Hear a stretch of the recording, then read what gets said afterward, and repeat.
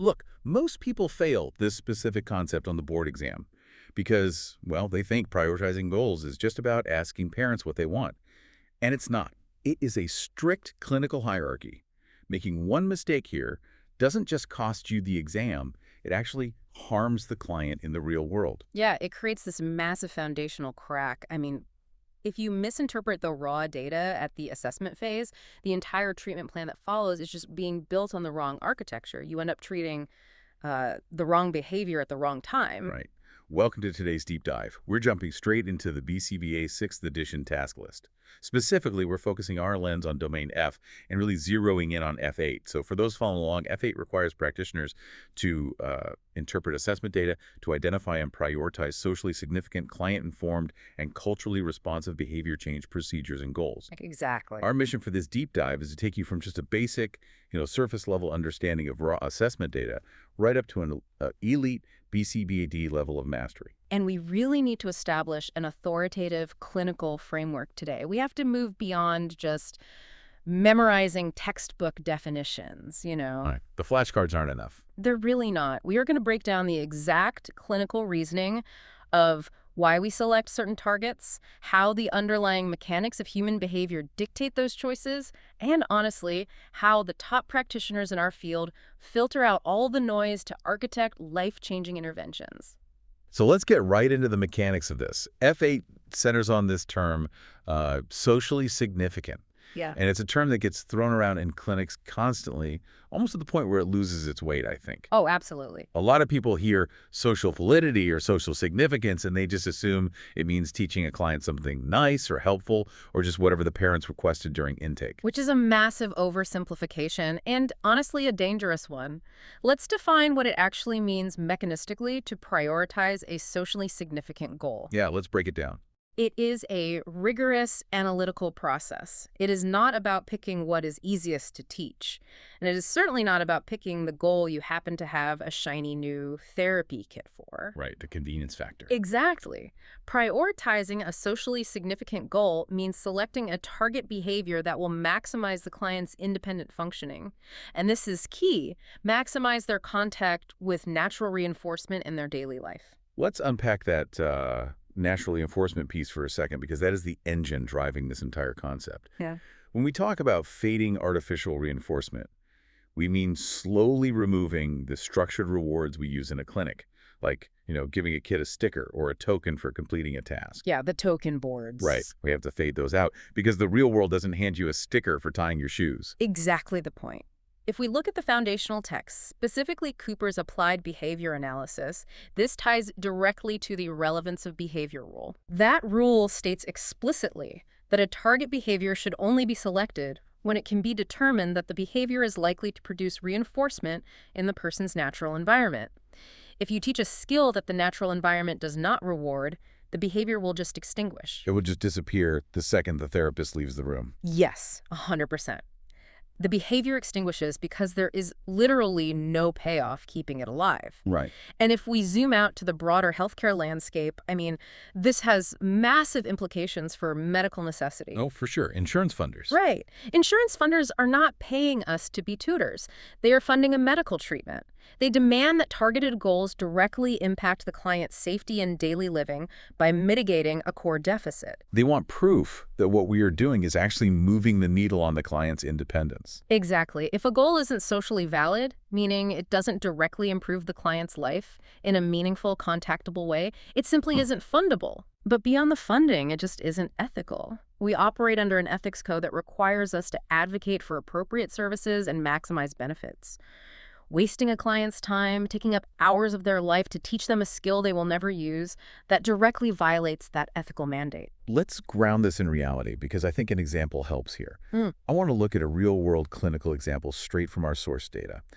There is this case involving a client named Seth. Okay, yes, Seth. Seth is a 14-year-old male with developmental delays, and he is living in a group home setting.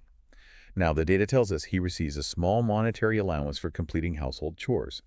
Furthermore, once a week, he goes on community outings with his group home to a local shopping center. Right. Now, as the practitioner, you have to prioritize a socially valid goal for him. The options presented in the data are teaching him to use public transportation, teaching him to cook meals, teaching him to dress himself, or teaching him to purchase items at a store. How do you evaluate that? Well, let's test your clinical instinct first. Looking at that scenario and the options, which one would you naturally lean toward prioritizing? Honestly, my human instinct immediately jumps to cooking meals. Really? Yeah, I mean, he's 14 years old. If the ultimate goal is independent living and mitigating core deficits, nutrition is a fundamental survival skill. Tying it back to medical necessity, he has to know how to feed himself, right? I see where you're going. And second to that, maybe public transportation, because that opens up his ability to travel the entire city. Purchasing items at a store just seems a bit narrow compared to cooking a meal. Your logic makes total sense from a long-term, idealized perspective. You are looking at skills that are objectively valuable, but from a strict Domain F prioritization standpoint. Choosing cooking or public transportation here would be completely incorrect. Wait, really? Yeah. Even though cooking is a core survival skill? Yes. Let's look at the immediate environmental contingencies surrounding Seth right now. You have to evaluate the resources he currently possesses and the environments he currently occupies. He already earns an allowance. He literally has money in his pocket. Oh, right. And he is already physically traveling to the shopping center every single week. Okay, I see where this is going. If you teach him to cook, where is the immediate natural reinforcement? Does he even have access to a kitchen at the group home? Does he buy his own groceries? We don't know any of that. That's true, it doesn't say. And if you teach him to navigate the bus system, where is he going? But if you teach him how to purchase items at a store, you are taking a resource he already has, his allowance, and showing him how to use it in an environment he already visits, the shopping center. I think I need to refine how I'm viewing this. It's almost like a triage nurse in an emergency room. That's a great analogy. When a patient comes in, a triage nurse doesn't look at a scraped knee if the patient has a ruptured appendix. You have to look at what is most critical and actionable right now. In Seth's case, we are matching his existing resources to his existing environment. Exactly. By teaching him to buy something, we grant him immediate, independent access to natural reinforcers. Yeah. He hands over his allowance, he gets the item he wants.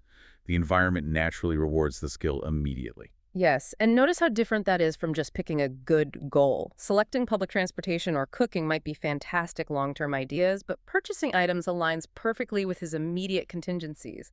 You aren't forcing an artificial scenario.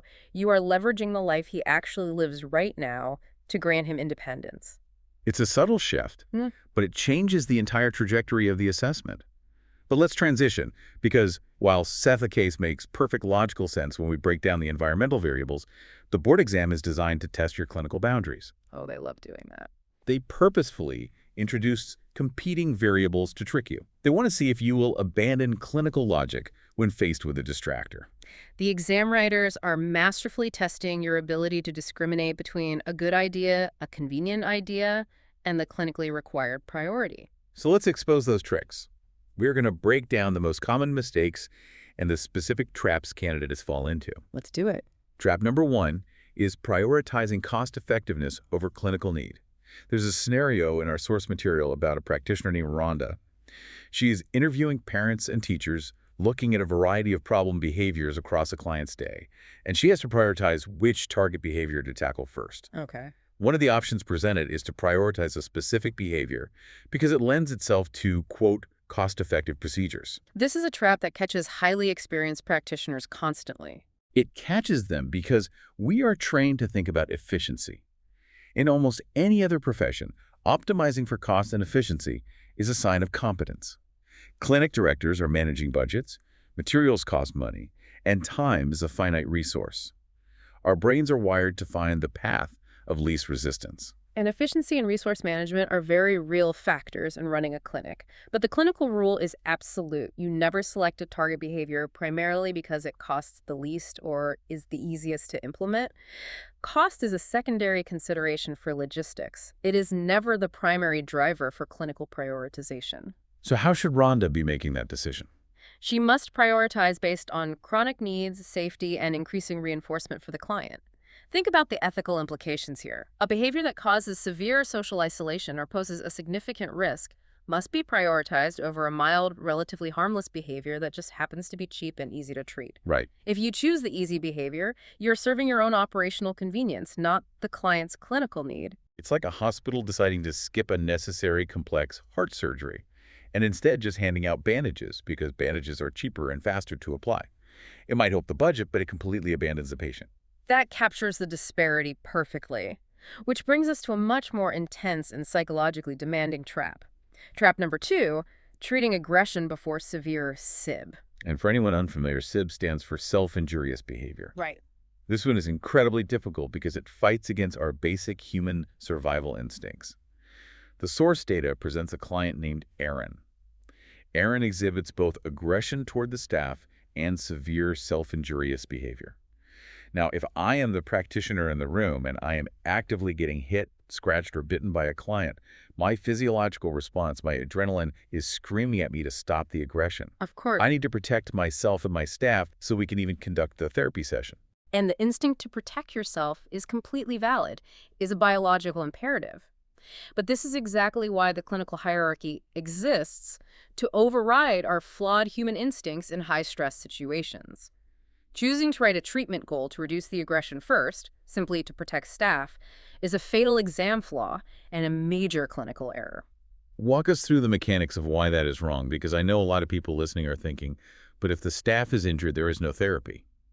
You have to separate environmental management from clinical treatment goals. You must prioritize reducing SIB first because severe self-injurious behavior poses an immediate health and safety risk to the client. Okay. The safety of the client is the absolute top of the prioritization hierarchy. The ethical code and foundational texts explicitly place the protection of the client from physical harm as the #1 priority. If a client is engaging in severe headbanging and also hitting staff, the headbanging is the immediate, life-threatening crisis. So the hierarchy is completely rigid. Client safety dictates the entire priority list. Yes. You do not ignore the aggression, obviously. You implement environmental management to protect the staff. You wear protective gear, you utilize blocking procedures, you adjust the physical environment. You manage the environment. Exactly. But the active treatment goal, the data collection, the primary focus of the behavior plan must center on the client's severe SIB. That requires immense clinical discipline. You have to endure the difficult environment while staying hyper-focused on the client's internal crisis. It's what separates the good from the great. Okay, let's look at trap number 3. This is arguably the most common real-world hurdle practitioners face, ignoring the medical rule-out. This connects directly to Ethics Code 2.12 regarding medical needs. Here's the scenario from the sources. A client is engaging in self-injurious behavior 50% of the day. But this client also has documented untreated gastrointestinal issues, severe sleep disturbances, and migraines. Oof, yeah, that's a lot. The parents come into your clinic. They are exhausted, they're terrified, and they want you to write a behavioral goal to reduce the SIB to 20%. And this is where the practitioner feels the immense pressure to act as a savior. Exactly. I want to play devil's advocate here. I understand the medical rule-out in theory. But realistically, if parents are sitting in your office crying because they haven't slept in weeks, isn't there an ethical imperative to at least try some basic behavioral reduction while they wait months to see a GI specialist? It's tempting, but... I mean, we know how to do a DRA, and for anyone just joining the field, DRA is differential reinforcement of alternative behavior. It essentially means we heavily reward a good replacement behavior while stopping the reward for the problem behavior. If we have these tools, why can't we just start using them to give the family some relief? Because you cannot put a DRA on a stomachache. The mechanics of human physiology simply do not allow it. Break that down. Why doesn't it work mechanistically? Like, what's stopping it? We have to understand the concept of an abolishing operation, or an AO. An abolishing operation is something that decreases the value of a reinforcer. If a client is experiencing a severe migraine or agonizing gastrointestinal pain, that pain acts as a massive abolishing operation. Okay. It drops the value of your behavioral rewards to 0. No amount of praise, no token board, no iPad time is going to override severe physiological pain. So the intervention is guaranteed to fail before it even starts. It will fail, and worse, it will subject the client to a useless, frustrating intervention while they are actually suffering. Furthermore, consider the data collection.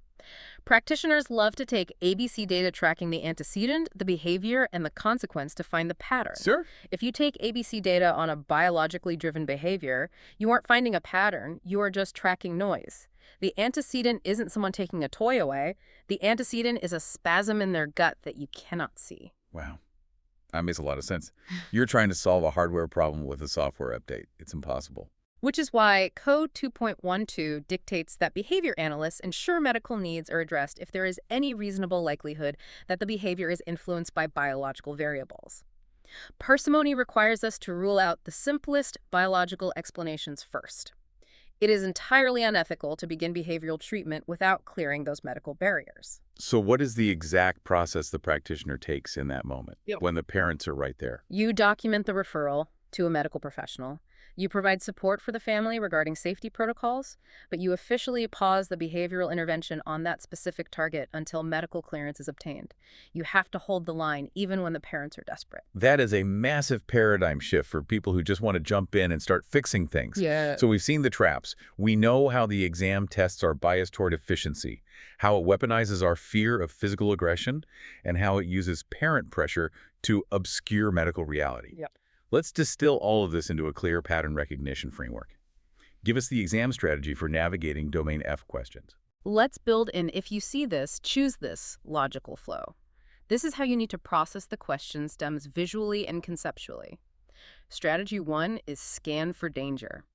If you see a list of problem behaviors, your eye should immediately look for the option that implies danger to self or others. Like SIB. Exactly. Severe elopement into traffic, physical aggression causing injury, or SIB.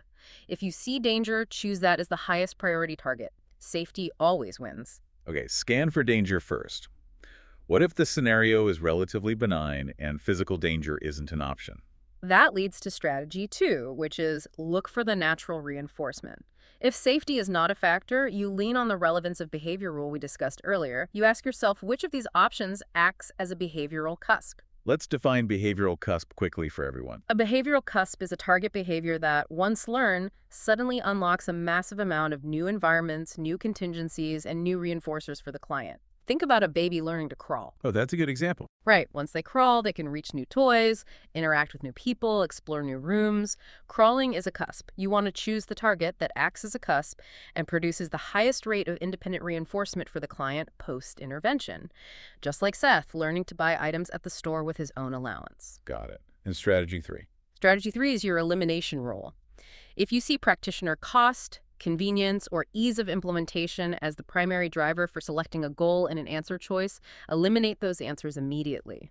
The client's unique needs and access to natural reinforcement dictate the priority, never the budget of the clinic. Danger first.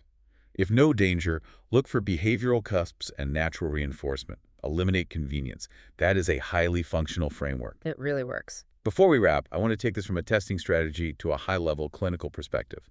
How do the top-tier elite BCBADs view this assessment to treatment pipeline? What separates an average practitioner from an elite practitioner is how they view the assessment itself.